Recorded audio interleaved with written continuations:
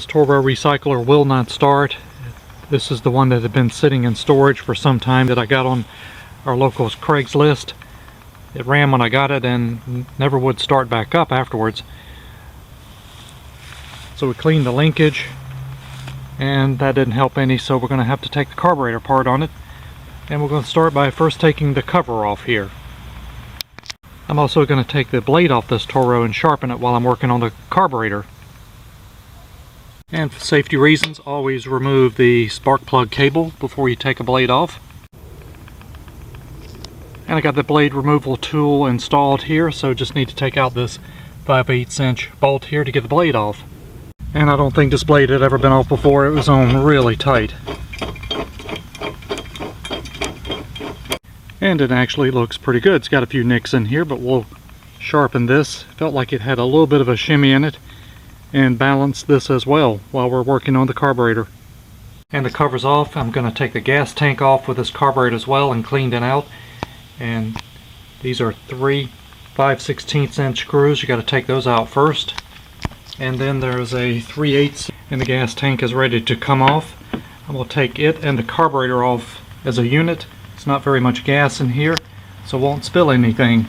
So now we'll take the carburetor off. We've got the air filter off and air filter cover.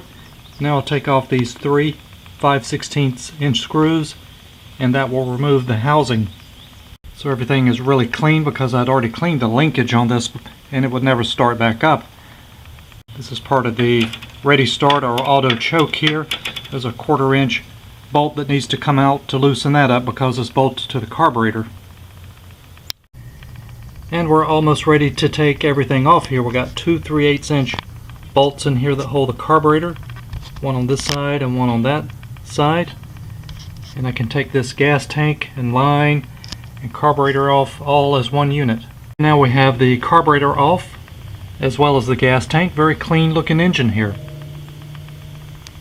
And here is the carburetor and the gas tank still connected, so I won't spill any gas. I'll dump this gas out and then we'll disconnect the carburetor. And the carburetor and gas tank are now separated off the Toro. And I'll start taking this carburetor apart. And here is the gas out of this tank, a little more in there than I expected, but I don't see any water or I don't see any trash. It just smells really bad. So I got a clean place to work here, and I've got an old water gallon jug here cut in half to put the parts in. So let's take the bowl off and see what we see inside here.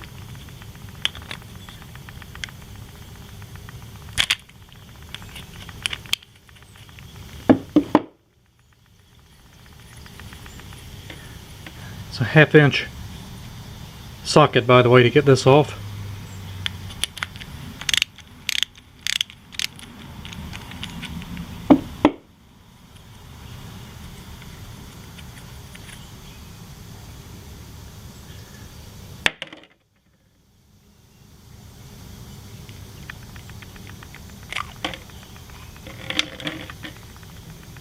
And we have trash. So more than likely that is what is causing the problem here. And it smells awful. Yep, we definitely have trash.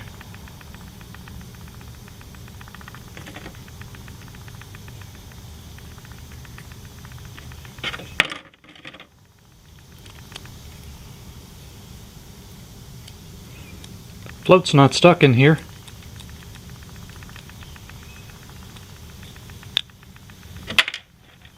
Pin out.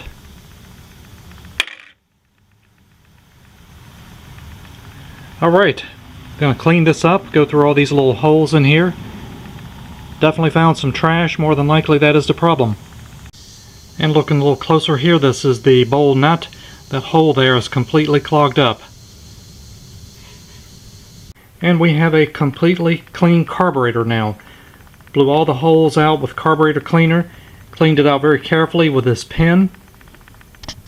And you can now see through the hole of this bowl nut gasket, which that was completely clogged. And the bowl is clean now. It was full of trash earlier.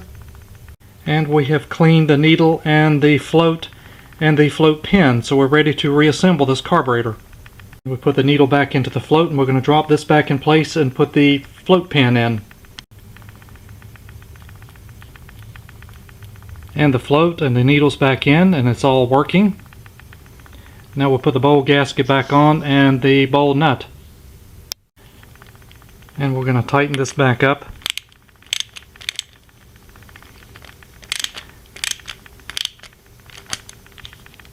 The carburetor is all pretty and clean, and I can blow air into here with a carburetor like this.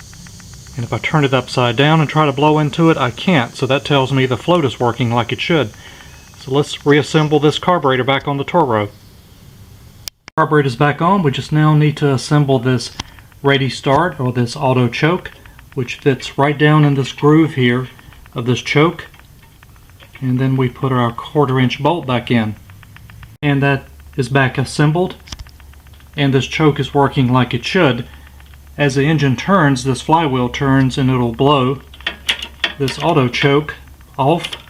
It's on when the engine's off, and the faster the engine turns, this will cut it off. And it's all working freely. So now let's put the gas tank back on. The gas tank is back on. I've put some gas in here and just watching for leaks right now. Don't see any. So we'll go ahead and put the air filter cover back on, and go ahead and put the Toro cover back on too. The Toro is back assembled, carburetor and cover. Next video we're going to show the first start on this Toro after the carburetor has been cleaned. And we have sharpened the blade. We're going to put this back on now. And also put some anti-seize on the bolt thread since it was so difficult to get off. And the blade is back on. We're ready to give the Toro a start now.